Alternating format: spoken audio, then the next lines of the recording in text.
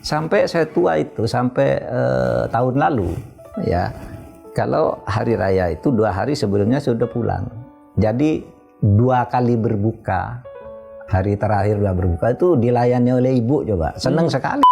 Agak berbeda tahun ini. Pak Mahfud bisa kumpul dengan keluarga, tapi kali ini tidak bisa dengan ibu kan Pak. Ini kali pertama Pak Mahfud menghadapi ini. Apa yang Pak Mahfud rasakan sebagai sebuah refleksi pemanahan dengan kali ini tidak sempat sungkep lagi sama ibu? Kenapa? Saya takut pada kamu. Karena orang tua tuh lama-lama takut kan pada anak. Iya kan? Nah itu saya merasa hari raya itu lalu mendekatkan kembali ayah dan anak, ibu dan anak itu mendekatkan kembali. Disitulah indahnya gitu. Maka begitu kehilangan, ya kok begini ya, kehilangan ibu lalu rindu lagi gitu. Tahun 70-an, 80-an, maka saya masih punya nih sarung sama tidak. Oh gitu ya. Saya ini bentuk pemberian dulu berarti ke Pak Mahfud ya? Iya. Dulu ayah saya. Jadi kalau memberi hadiah sampai dari ayah Pak ini? Iya. Jangan lupa subscribe dan nyalakan lonceng notifikasi. Selamat menyaksikan.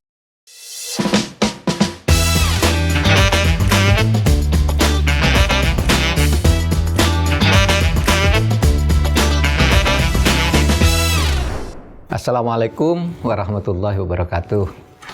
Tayangan Terus Terang ini akhirnya sampai di Hari Raya Idul Fitri. Hari yang dinantikan oleh umat Islam di Indonesia bahkan di seluruh dunia. Karena inilah hari yang penuh rahmat dan ampunan. Hari kemenangan. Hari yang kita rayakan bersama dengan sanak keluarga dan sahabat-sahabat kita. Izinkan saya sekarang ini pada edisi ini menyapa dan membahas seputar hari raya di podcast kali ini. Silakan, ini Idul Fitri. Mau tanya apa? Kita bahas ringan-ringan saja. Ya Pak Mahfud, sebelum memulai bertanya ke Bapak, saya juga ingin mengucapkan selamat Idul Fitri Pak. Selamat Idul Fitri, Mas Rizal. Maaf lahir batin. Pak, kepada para pemirsa juga. Iya, kita kepada para pemirsa tentu Pak. Ada yang pernah tersinggung dengan apa yang kita kemukakan dalam podcast ini ya. Iya. Pak, tidak ada maksud menyakiti. Betul. Ingin menegakkan kebenaran secara terus terang saja. Persis.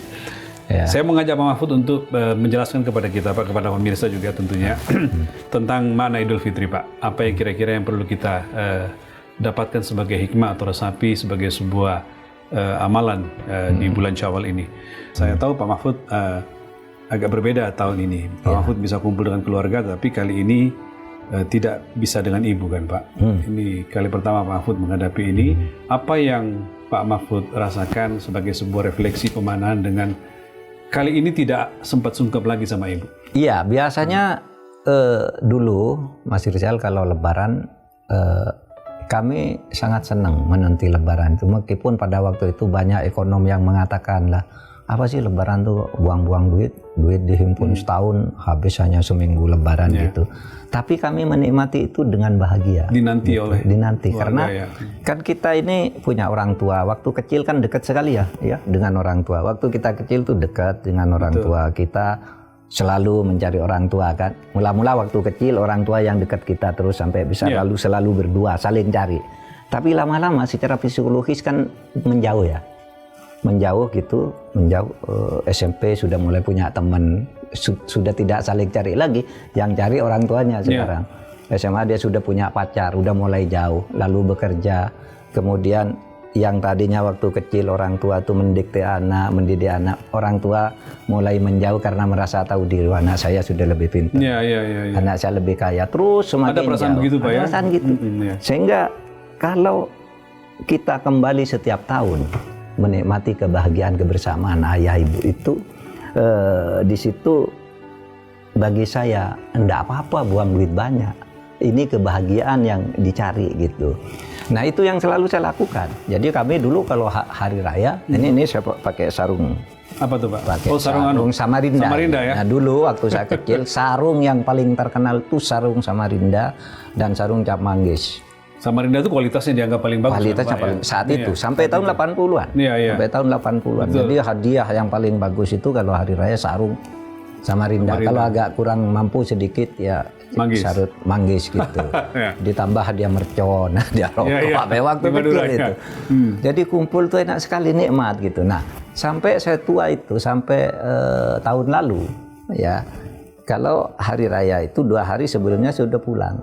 Jadi 2 kali berbuka, hari terakhir udah berbuka itu dilayani oleh ibu coba. Seneng sekali kayak.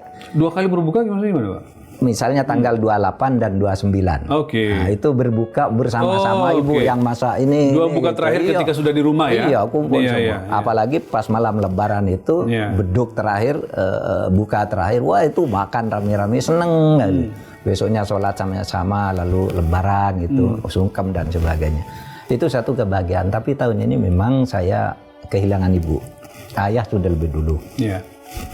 Sehingga tahun ini rasa lebaran saya tuh agak kalau dari sudut ubudiyah ya biasa ya, bisa dilakukan, tapi rasa syahdu, kenikmatan bersama orang tua itu sudah tidak ada. Hilang gitu. ya. Tapi ini kan silaturahim antar keluarga harus terus disambung, sehingga saya menjadi anak lelaki tertua ini yang harus menyatukan keluarga ini. Sepeninggal ibu ya? Sepeninggal ibu. Kalau dulu kan rebutan, tidak usah ada panitianya kan dulu. Betul. Rebutan datang ada ibu, rebutan gini kan. Ibu jadi magnet tersendiri ya, orang berebut ke sana. Rebutan, pokoknya tidak usah dikomando, tanggal itu datang makan bersama malam terakhir lebaran. Wah, indah bukan main gitu. Sekarang saya tidak pada hari lebarannya malahan karena ya ibu sudah tidak ada. Jadi saya pada hari ketiga nanti akan mengumpulkan seluruh saudara dan anak-anaknya dan mantu-menantunya itu yang biasanya disebut pertemuan syawalan atau halal bihalal keluarga. Orang dulu menyebutnya terah gitu ya, tapi terah lebih luas lagi lah ya. Kalau saya keluarga aja, yang keluarga inti yang menurunkan anak dan cucu, itu nanti dengan mantu-mantunya tentu saja akan kumpul di sana. Ya dengan masih kurang lah penuh kesedihan karena tidak ada lagi ibu yang menjadi tempat bercerita gitu ya.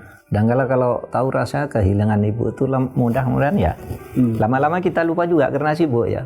Nah, terkadang orang tua itu mau menegur kita juga enggak enak kan. Gitu ya Pak? Enggak. Kalau diajak itu ayo ikut ke rumah ya gitu. Sudah sampai bilangnya mau seminggu gitu, besoknya udah minta pulang. Saya di rumah aja gitu, cukup di sini gitu. Karena dia lama-lama orang tua tuh jaraknya merasa semakin jauh. Gitu ya. Saya pernah nonton film hampir nangis lah, dimana seorang anak itu kayak tadi dengan ayahnya dekat sekali, mulai dibimbing oleh sampai dapat kerja mulai jauh, ayahnya mulai menjauh sampai suatu saat anaknya nih kasihan sama ayahnya. Pak, ini kamu kasih tiket, kamu jalan-jalan ke Thailand. Oh ya sudah gitu. Dikira bapaknya udah berangkat. Sesudah itu tiap hari ditelepon, gimana Pak seneng gitu. Iya nak, seneng gitu. Padahal dia di rumahnya, tapi anaknya enggak tahu. Sudah dikasih tiket. Karena dia bukan ingin hiburan kayak bukan itu yang diinginkan ya. Akhirnya hanya menghargai anaknya saja mungkin. Iya anak saya di sini. Suatu saat anaknya melihat masuk kamar bapak, tiketnya ada di situ. Tiketnya ada. Berarti tidak dipakai. Anak itu apa? Loh, ini tiket yang saya kasih ke Thailand kok di sini. Bapak kok waktu telepon bilang ada. Kita ditanya ke bapaknya, Pak, kamu kemarin enggak Thailand ya? Iya katanya. Kenapa? Saya takut pada kamu. Karena orang tua tuh lama-lama takut kan pada anak, iya kan? Nah itu saya merasa. Takut untuk mengatakan tidak Pak ya? Iya, kalau waktu kecil orang tua marah ya anak. Tapi kalau sudah besar kadang-kala kan anak marah orang tua. Jangan di situ Pak, jangan di situ Pak. Ini orang tua jadi berbalik takut gitu. Takut mengganggu, mau takut apa gitu. Ada perasaan itu ya? Nah makanya hari raya itu lalu mendekatkan kembali. Ayah dan anak, ibu dan anak itu mendekatkan kembali. Disitulah indahnya gitu. Maka begitu kehilangan, ya kok begini ya, kehilangan ibu, lalu rindu lagi gitu. Dan semua kita akan mengalami, anak kita juga akan begitu kan besok. Mungkin Mas Rizal punya anak sekarang, kamu ke sana. Lama-lama anak yang ngatur Mas Rizal, Pak jangan ke sana, ini ke sana. Nah, itu sudah tua Mas Rizal malah enggak berani itu. Saya rasa sungkan ke anak justru Pak. Iya, sungkan, menghindar. Akan datang masa itu Pak. Akan datang. Nah, oleh sebab itu silaturahim, memahami kondisi psikologis orang tua itu sangat berpahala. Karena itu orang tua tuh merasa minder lama-lama kan dengan anaknya. Dulunya dia mendekati anak, dipukul, diapa, tapi anak sesudah besar punya istri menjauh. Hatinya tetap dekat, tapi fisik jauh, psikologis jauh, ya kan? Dan itu hanya dipertemukan di saat Lebaran. Betul. Itu Mas, agak emosi saya. Iya Pak. Iya itu semua orang bisa merasakan itu Pak. Saya pun dalam kondisi seperti ini Pak Mahfud, ketika misalnya orang tua kita sudah tidak ada Lebaran, apa Pak yang kita lakukan? Doa atau apa yang mesti kita doa, karena gini, kalau kebahagiaan kita hilang, ya seperti dulu kehangatan hilang. Tapi kalau hubungan doa itu masih penting, karena ada hadis Nabi, idza mata ibnu Adam inqata amaluhu. Kalau manusia itu mati, seluruh amalnya itu terputus, dosanya tidak bertambah, pahalanya tidak bertambah. Kalau orang udah mati, tidak ada catatan lagi. Illa min thalathin, kecuali dalam 3 hal. 1, amal jariah. Yang paling mudah Anda membangun sekolah, membangun masjid, membangun sumur untuk keperluan. Itu jalan orang. Terus amal itu ya? Amal itu jalan terus sama itu. Ya, sedekah jariah, au ilmin yuntafa'u bihi, ilmu yang bermanfaat, ngajar ya, lalu ilmu itu berguna untuk pembangunan masyarakat, berguna untuk amal apa itu, terus selama ada orang mengamalkan ilmunya itu, pahala mengalir. Lalu yang ketiga, waladun soleh, ya, orang yang didoakan oleh anak soleh, oleh anaknya yang mendoakan, ya. Nah, itu 3, ya. Waladin soleh, ilmu yuntafa'u bihi, dan amal jariah. Nah, itu kalau kita mendoakan terus, itu doa anak itu sampai bisa mengubah situasi pahala orang tua. Menjadi penting untuk investasi anak begitu Pak Mahfud, ya. Waladin soleh yadmulahu, anak soleh yang mendoakan terus kedua orang tuanya itu. Nah, itu bisa yang bisa kita lakukan itu, Mas Rizal. Di luar dengan orang tua dan anak Pak, adakah tradisi di Pak Mahfud dan keluarga misalnya mengunjungi guru atau siapa orang yang dituakan entah di tempat lain gitu setiap Lebaran seperti ini? Oh iya, kalau di tempat saya di Madura, ya itu tadi mulai dari orang tua, lalu sesudah itu dengan istri atau suami, lalu sudah itu saudara-saudara, lalu tetangga terdekat. Kalau di tempat saya itu keliling. Biasanya tempat guru itu paling ramai sesudah dari rumah orang ke tempat kiai gitu ya. Ke kiai ya. Iya, betul. Itu ke guru. Di situ juga berkumpul dengan teman-teman lama dan sebagainya. Lalu saling berkunjung ke rumah. Kalau di Madura unik lagi. Di Madura itu orang kalau hari raya sampai hari raya ke-7 itu saling mengunjungi. Dan ketika mengunjungi itu harus makan besar. Kalau Anda menolak makan berarti Anda menghina. Oh begitu ya? Maknanya begitu Pak? Iya. Karena orang tuh kalau Lebaran apapun dikeluarkan, Mas Rizal datang ke rumah saya, makan. Harus makan. Nanti Mas Rizal pindah makan lagi gitu. Sehingga, itu bentuk penghormatan berarti makan itu bagi tradisi Madura itu satu penghormatan. Dan kalau tidak makan dianggap penghinaan. Iya. Oleh sebab itu agak berat berhari raya di Madura. Harus menyiapkan kalau orang yang kegemuan dan diabetes itu. Tapi memang artinya sungguh-sungguh memang untuk sebagai sebuah kemenangan Pak ya. Iya. Hari raya itu. Jadi mereka itu begitu. Oleh sebab itu kunjungan ke sahabat dan sebagainya itu sudah dengan niscaya, maka orang berlebaran itu kan ingin bertemu teman lama, selain ayah, ibu, teman lama, ketemu di situ kan waktu kecil. Nah sesudah itu sekarang tradisinya berkembang lagi. Kalau sudah ke kantor hari pertama syawalan dulu, itu bagus saja, bagus gitu. Untuk menerjemahkan dalil-dalil silaturahmi tadi, dalil menuntaskan penghapusan dosa, kan gitu kan. Kemudian apa namanya? Ya itu networking ya, membangun. Iya. Nah itu aja maksudnya saya. Kalau tentang cerita sarung tadi itu apa ceritanya, Pak? Sejarah sarung itu. Enggak, saya teringat kalau di Madura itu anak yang puasa itu oleh orang tua selalu diberi hadiah. Kalau puasanya bagus sampai 30 hari enggak putus, hadiahnya bagus juga gitu. Kalau putus-putus ya nanti hadiahnya tidak begitu bagus. Sehingga kalau anak misalnya puasanya bagus, nanti diberikan baju yang paling mahal untuk ukuran desa, peci yang mereknya bagus juga. Lalu sarungnya biasanya sarung Samarinda. Kamu saya kasih sarung Samarinda gitu. Selalu topnya itu sarung Samarinda ya? Iya, waktu itu ya di tahun 70-an, 80-an. Maka saya masih punya nih sarung Samarinda. Oh gitu ya. Saya ini bentuk pemberian dulu berarti ke Pak Mahfud ya? Iya. Dulu ayah saya. Jadi kalau memberi hadiah sampai dari ayah Pak ini? Iya, ya ayah ibu lah. Ayah ibu ya, orang tua. Kan menentukan hadiah si Mahfud siapa, si ini apa, si ini apa gitu. Itu tradisi di sana. Nah sekarang tradisi dalam bentuk hadiah-hadiah seperti itu mungkin sudah tidak terlalu penting ya. Karena apa, sekarang orang bisa beli apa saja dengan cepat dan murah. Kalau dulu orang mau punya baju susah loh Mas. Kadang-kala bajunya itu seminggu ya punya 2 aja dicuci, cucinya 3 hari lagi, bukan tiap hari. Nunggu kering Pak ya? Nunggu kering Pak. Jadi kalau dibelikan baju tuh wah senang sekali dulu, dibelikan sarung senang sekali. Mercon, dulu pakai mercon juduan kita, wah senang sekali. Minta kembang api, mercon dibawa ke pasar, milih gitu. Nah sekarang sudah berubah, tapi makna lebarannya saling minta maaf dan membangun networking, silaturahmi, kabel-kabel yang putus.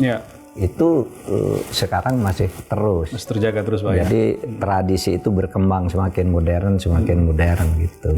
Nah, alhamdulillah tadi pagi kita semua sudah melaksanakan sholat Idul Fitri Pak Mahfud, dan untuk itu saya ingin Pak Mahfud menjelaskan kepada kita sebagai umat muslim apa yang perlu kita resapi dan ambil hikmahnya dari segi makna ya, dari segi esensi Idul Fitri itu sendiri.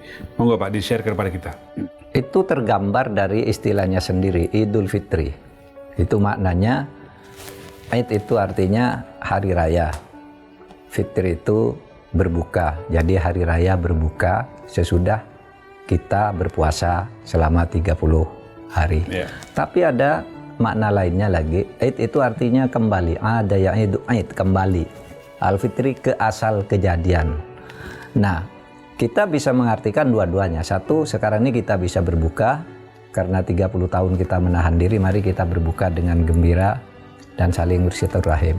Lalu makna yang lebih penting lagi, Idul Fitri kembali ke kesucian itu pada dasarnya manusia itu suci.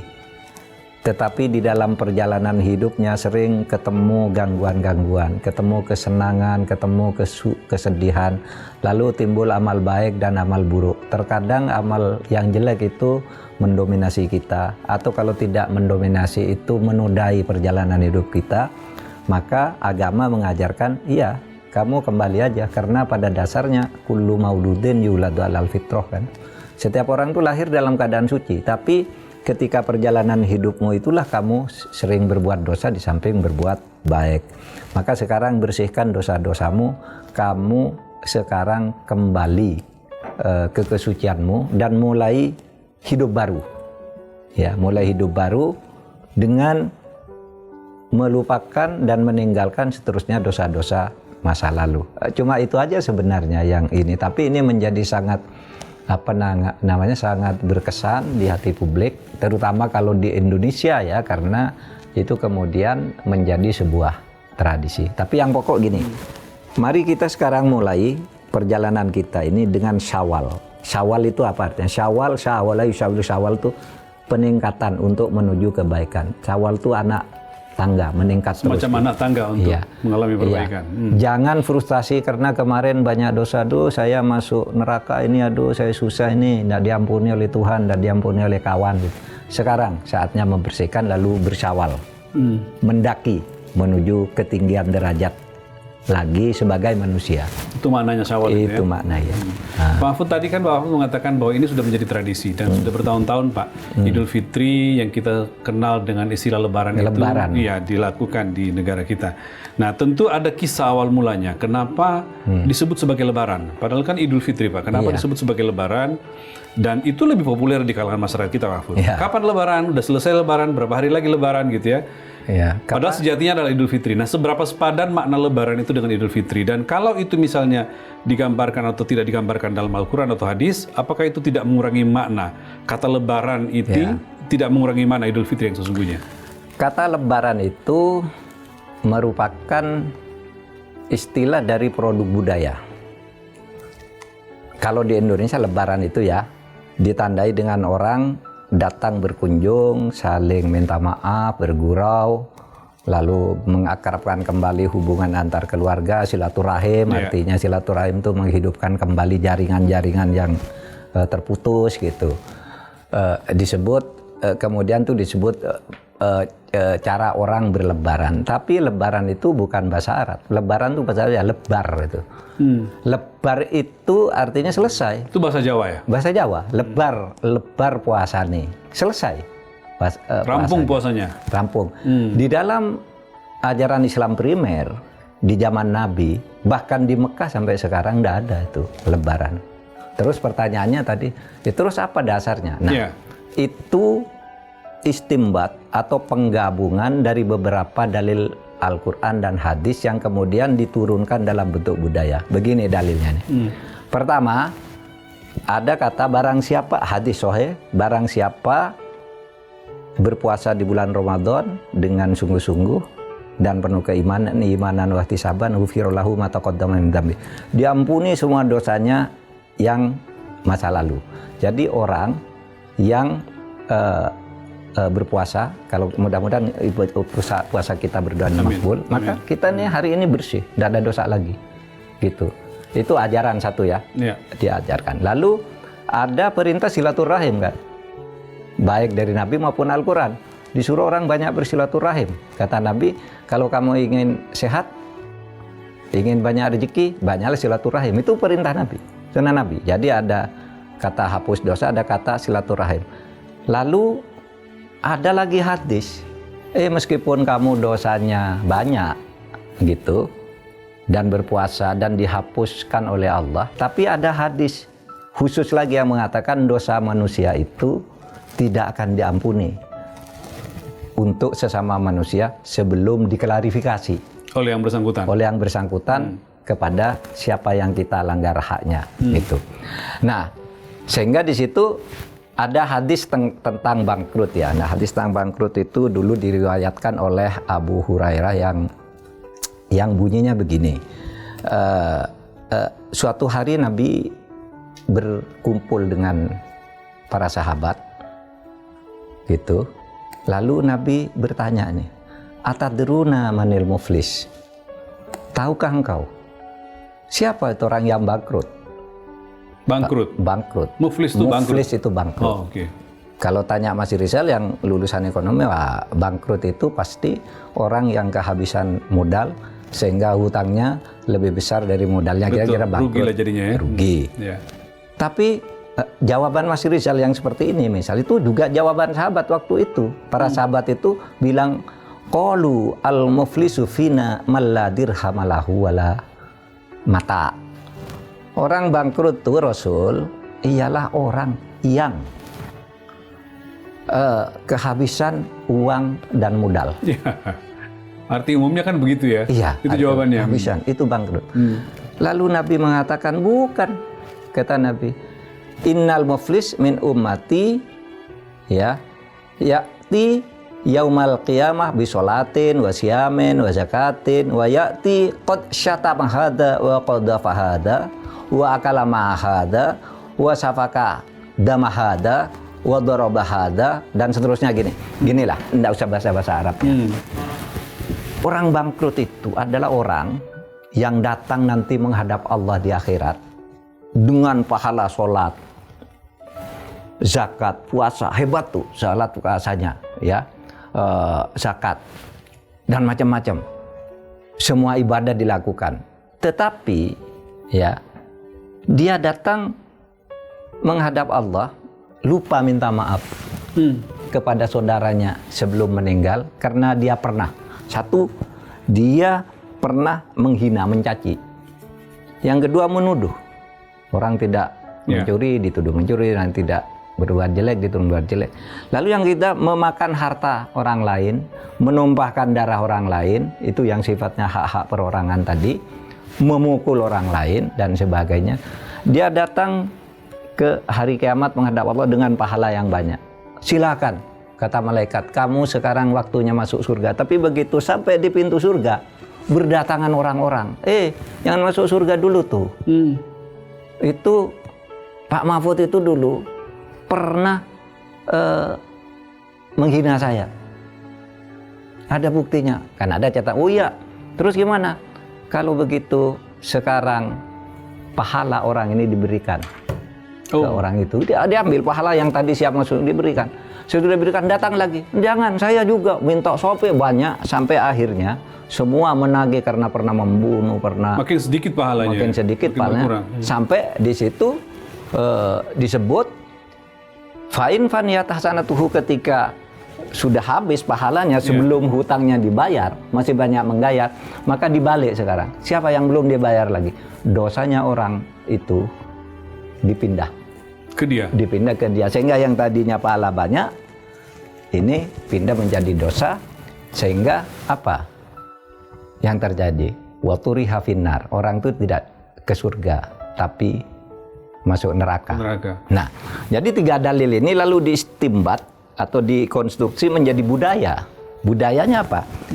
Kalau kamu puasanya sudah diampuni, puasamu sudah berhasil mengampuni dosamu, maka itu hanya dosa yang kepada Allah dong, yang kepada publik yang sudah ada pengadilan, yang kepada perorangan kan belum, gitu. Mari kita sekarang bertemu, bersilaturahim dan maaf-maafan, iya kan? Maaf-maafan gitu. Nah di situ dosamu baru habis, di situ kamu baru berhak dikatakan Idul Fitri kalau kamu sudah berlebaran. Nah itu dulu menurut salah satu buku yang pernah saya baca, itu dulu yang menciptakan adalah Sunan Bonang. Jadi habis bulan puasa orang, iya ya kita sudah senang nih, dosa-dosanya sudah sudah dimaafkan gitu. Mari kita kumpul sekalian untuk berlebaran. Nah, lebaran itu tradisinya dulu makan kupat. Sekarang diganti lontong. Dulu kupat, ketupat. Itu kupat bahasa Jawanya. Kupat itu nasi dari beras yang putih dibungkus dengan janur. Ya. Ketupat ya Pak ya? Ketupat, ya. Tapi sebutnya di Jawa kupat. Ketupat itu kupat. Nah kata Sunan Bonang, kupat itu berarti laku sing papat. Apa laku sing papat itu? Pertama lebar. Maka mari kita sekarang berlebaran. Kenapa? Puasanya udah lebar, selesai. Oleh karena puasanya lebar, kamu puasa dengan baik, sekarang lebur. Ya, telbur itu artinya habis, terkikis, musnah lah, lebur. Kafir anna gitu ya, melebur semua dosa itu dilebur, lebur. Jadi lebar, lebur. Nah, bukan hanya itu. Laku yang ketiga itu luber, pahalamu melimpah, tumpah. Luber ya? Iya, kalau sudah luber, maka awakmu menjadi labur, bersih, bersinar cahaya. Nah, labur bersinar cahaya itu ditandai oleh janur yang membutus kupat itu. Kupat itu janur. Janur itu apa? Janur itu artinya simbol dari jatining nur, kesucian hati. Nah, itu budaya. Tidak ada dalilnya di Arab, tapi dalil-dalilnya bisa dipetik-petik dari berbagai dalil nakli, lalu dimunculkan dalam bentuk budaya. Nah, budaya seperti itu apakah boleh? Sangat boleh. Karena perubahan hukum-hukum, perubahan aturan dan perilaku yang benarkan dalam Islam itu kan tergantung pada tempatnya, pada waktunya, dan pada budayanya. Selama budaya itu tidak menyimpang dari prinsip tentang akidah dan sebagainya, atau prinsip-prinsip tentang hukum yang sudah qat'i, maka budaya itu menjadi bagian dari ibadah juga.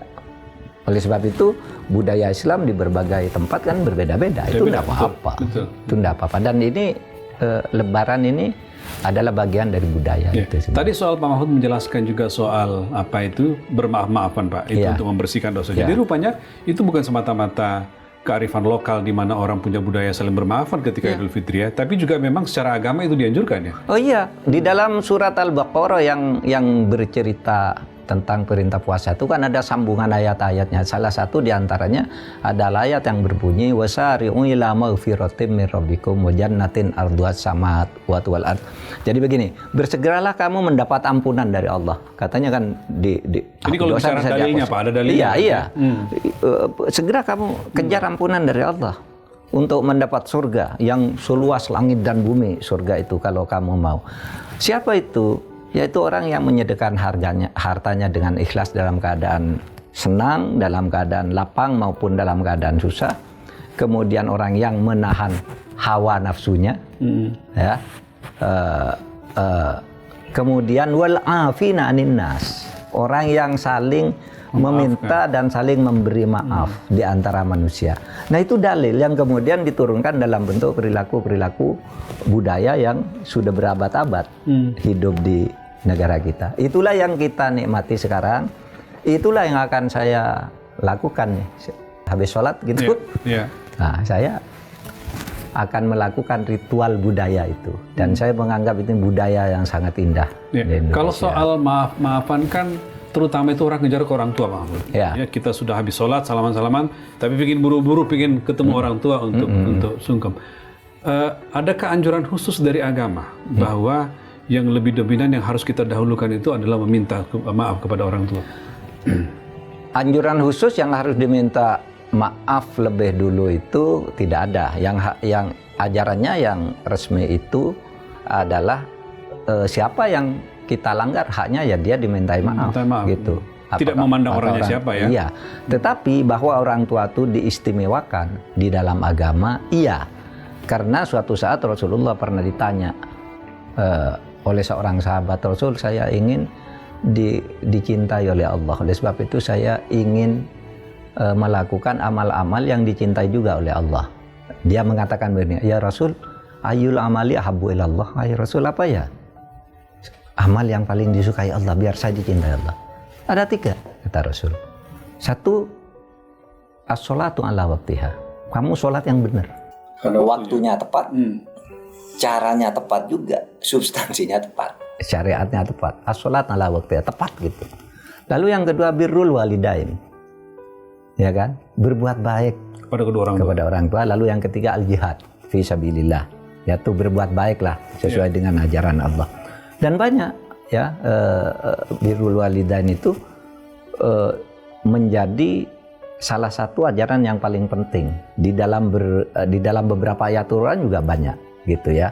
Dan secara psikologi spiritual gitu, banyak orang yang itu merasa sukses karena pengabdiannya kepada orang tua. Kan banyak yang begitu karena memang ajaran agama. Bahkan ada ungkapan al-jannatu tahta aqdamil ummahat. Surga itu di bawah kaki ibu. Nah, lalu di Indonesia yang dicari pertama itu biasanya ayah ibu. Ya kan? Sesudah itu suami. Betul. Gitu ya. Ayah ibu. Betul. Urutannya begitu, suami. Pak. Lalu suami kepada istrinya, terus kepada anak, saudara, dan terus tetangga-tetangga. Itu tradisi yang sangat indah, tapi minta maaf yang benar, jangan spring ketemu kosong-kosong ya gitu. Itu model lain juga tuh Pak, ada yang begitu tuh. Gitu. itu. Ya minta maaf yang sungguh-sungguh lah, bahwa saya kesadaran minta maaf gitu. Lalu silaturahim itu apa sih artinya? Silaturahim itu sebenarnya memperkuat network. Jaringan. Coba kalau Anda banyak silaturahim, banyak network, Anda akan sukses. Mau cari kerja, mau cari obat penyakit. Mudah dalam banyak hal. Iya, atau mudah jangan hal. Iya. Maka kata Nabi, kalau kamu ingin kaya, banyak silaturahim. Kalau kamu ingin sehat, banyak silaturahim. Karena mungkin kita punya penyakit yang tidak pernah kita tahu apa obatnya, tiba-tiba karena silaturahim ada orang, oh itu ada obatnya loh di situ gitu, dapat obat. Kita cari kerja nggak dapat kemana-mana, silaturahim lebaran ketemu dengan seseorang dari kota datang jalan silaturahim. Oh di sana ada kerjaan, kamu ikut misalnya. Jadi silaturahim itu pintu rezeki dan pintu kesehatan. Makanya itu lalu diturunkan dalam bentuk apa budaya kita itu dalam bentuk lebaran. Ada yang nyebut juga syawalan gitu ya. Nah terakhir ini Pak Mahfud, Bapak sudah cerita banyak ke kita tentang hikmah dan apa yang kira-kira kita petik dari Idul Fitri. Setelah kita 30 hari puasa, ya selesai hari ini, 1 Syawal, apa yang kira-kira perlu kita lakukan Pak untuk mempertahankan praktik yang kita lakukan selama 30 hari itu, entah itu di ibadah mahdoh atau di ibadah-ibadah sosial supaya dia bisa langgeng pada pasca lebaran. 30 hari itu kita kan intinya menahan diri, menahan hawa nafsu. Jadi oleh sebab itu kalau 30 hari puasa itu dianggap sebagai bulan reparasi diri, ya, sehingga kita sudah suci kembali karena bisa menahan diri. Langkah-langkah menahan hawa nafsu, tamak, ya, serakah, kesewenang-wenangan itu sekarang dihentikan. Ya, nipu, bohong dan sebagainya dihentikan karena kita sudah sebulan berlatih itu agar setahun ke depan kita bisa melakukan itu, menahan diri itu. Sehingga intinya ya hidup bertakwa itu kan dikatakan, mengapa sih kamu berpuasa? Ya la'allakum tattaqun, agar kamu bertakwa. Nah, takwa itu apa? Takwa itu ya intinya menahan diri, tidak serakah. Dan ditambah lagi variasinya, takut akan akibat-akibat yang timbul dari setiap perbuatan yang tidak baik.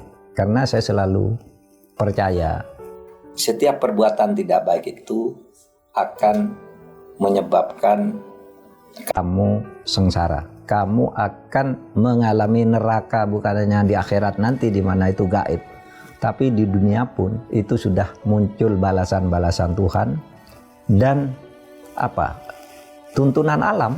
Bahwa orang yang tidak baik itu akan celaka juga di dalam hidupnya, hanya nunggu waktu, kan gitu. Penuh ketakutan, penuh derita. Ya saya pernah cerita gini, ada seorang pejabat korup, korup. Dia ketika nego-nego korupsi itu didengar oleh sopirnya. Tahu enggak? Lalu karena sopirnya tahu, lalu sopirnya itu lapor ke istrinya pejabat ini, pacaran nih. Sopir sama istrinya. Tiap hari si sopir tuh masuk tidur ke kamar istrinya, pejabat nih tahu, tapi tidak berdaya karena takut korupsinya dibongkar. Karena tahu bahwa dia ngerti masalahnya, dia tahu. Iya, ngeri kan begitu akibat itu. Ini real story Pak, kejadian? Real story. Pernah dimuat di majalah Tempo. Kenal Mas Rizal. Kawin dengan sopirnya. Suaminya tidak cerai dengan sopirnya kawin, tapi tidak berani dia negur karena sopir itu punya kartu. Korupsinya kamu dengan siapa? Istrinya dilapori, istrinya kebetulan lagi. Neraka dunia kan, hartanya banyak, dia di rumah kayak tersiksa begitu. Mas, saya pernah ditangisi oleh seorang teman. Saya ke Malang. Tiba-tiba ada seorang teman sekolah. Begitu datang nangis memeluk saya, mencium kaki saya, mencium lutut saya. Mas, katanya, saya minta maaf, saya sudah memalukan alma mater kita. Katanya. Saya satu alma teman mater. Sekolah. Teman sekolah. Kenapa? Saya udah dipenjarakan karena korupsi. Saya tidak salah, katanya. Itu kepala daerahnya itu menyuruh bagi-bagi proyek untuk bantuan rakyat tuh, lalu diserahkan ke anggota DPR itu. Anggota DPR-nya dibagikan, asal ada proposal. Ternyata anggota DPR itu semuanya bohong, proposal palsu dan dimakan sendiri, tidak untuk kegiatan sosial. Nah, dia kan yang menandatangani itu atas perintah kepala daerahnya. Kepala daerahnya tuh bilang, kamu yang tanda tangan. Loh Bapak bikin disposisi dong. Nggak bisa, kamu aja, kan kamu yang bertanda tangan. Jadi nggak ada perintah kepala daerah, tapi atas perintah lisan tanda tangan. Dia yang masuk penjara Mas, oke? Tahu apa ya? Dia nangis. Saya Mas, nggak apa-apa. Di penjaranya sebentar, karena dia hanya pelaksana administratif. Saya nggak apa-apa, tapi tahu nggak Mas? Saya tuh sebelum saya masuk penjara, anak saya itu seorang santri, sekolahnya nomor 1 terus mulai dari SD, SMP, lalu sekarang sedang SMA, tiba-tiba ada berita saya itu korupsi, anak saya menghilang anak. Padahal selalu ke masjid, ngaji setiap hari, menghilang, dicari kemana-mana ada. Begitu satu saat Bapak udah keluar, anaknya dicari, ketemu, datang, anaknya tuh jadi pakai tato seperti penjahat itu. Betapa sedihnya, luar biasa ya, siksaan dunia itu. Iya. Ada lagi teman kita tuh korupsi kan, anaknya pakai mobil gitu, dengan teman-teman sampai jadi stop oleh polisi. Ini kamu turun apa? Saya punya surat-surat SIM, ada STNK. Enggak, ini bukan urusan surat, bukan STNK. Mobil ini disita oleh negara. Bapakmu jadi tersangka korupsi sekarang. Ambil. Langsung. Apa tidak sakit? Iya. Itu neraka dunia tuh. Ada orang juga. Iya. Dari penjara mengawinkan anaknya di Borgol untuk membacakan ijab kabul kan? Betul. Karena dia di penjara. Nah, saya ingin katakan karma Tuhan di dunia. Karma hidup di dunia itu banyak, dan siksaan Tuhan di dunia itu bisa diberikan kepada orang yang tidak benar. Sehingga ada kalau hadis Nabi yang sering saya bacakan tuh, mana batamin haram fannar hakubihi. Setiap dari dagingmu yang tumbuh dari makanan haram yang diperoleh dengan cara haram, maka akan menjadi neraka bagi hidupmu. Bagi hidupmu. Nggak usah nunggu di akhirat nanti. Akhirat lain lagi nanti. Bagi kehidupan dunia. Kehidupan dunia sudah tidak enak. Saya banyak kisah-kisah tentang itu, kisah-kisah nyata seperti itu saya himpun. Saya selalu beritahu ke anak saya, ini untuk apa ini semua. Banyak pelajaran buat itu ya. Pelajaran. Dan bulan puasa ini menjadi momen refleksi memperbaiki itu, Pak. Ya, mudah-mudahan Idul Fitri ini kita bersyawal ya, meningkat. Terjadi peningkatan kualitas. Baik, Mahfud, saya kira cukup Pak. Sekali lagi selamat lebaran, selamat berkumpul dengan keluarga Pak. Maaf lahir batin. Sekian dulu. Mari kita lanjut bersilaturahim dengan keluarga dan orang-orang atau tetangga di sekeliling rumah kita, bahkan di kampung kita. Saya juga sudah kangen dengan cucu, ponaan-ponaan, dan saudara-saudara saya serta kawan-kawan sekolah saya sejak masih SD yang masih ada sampai sekarang. Selamat Idul Fitri. Mohon maaf lahir dan batin. Jangan pernah lelah mencintai Indonesia. Selesai.